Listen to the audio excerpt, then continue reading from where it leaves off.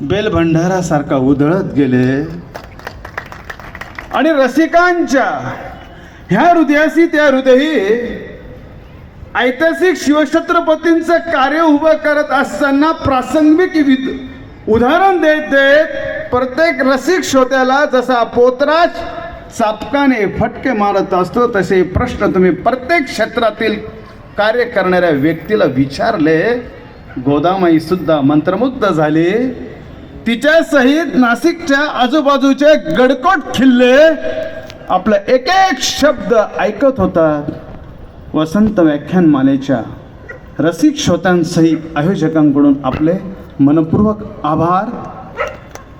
आजचे खैरे परिवार स्वर्गीय पंडितराव खैरेंना सुद्धा आज स्वर्गीय दरबारातून आनंद झाला असेल की माझ्या स्मृतीप्रित्यर्थ आजचा विषय आणि व्याख्यान सर्व वयोवृद्ध असतील, रसिक श्रोते असतील, त्यांना अंतर्मुख करायला लावणारा आणि रात्री झोपताना आपल्या मनाचा आरसा आपण पाहायचं.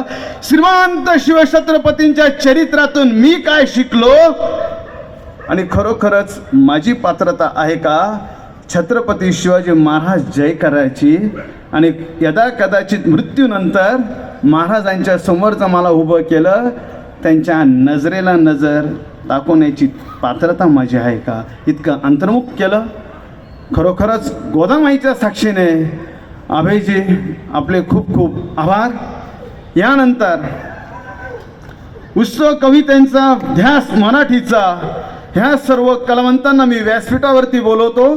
त्यांचा सत्कार करण्यासाठी बाफना मॅडम आणि तांबे मॅडम यांनी व्यासपीठावरती यायचं आहे.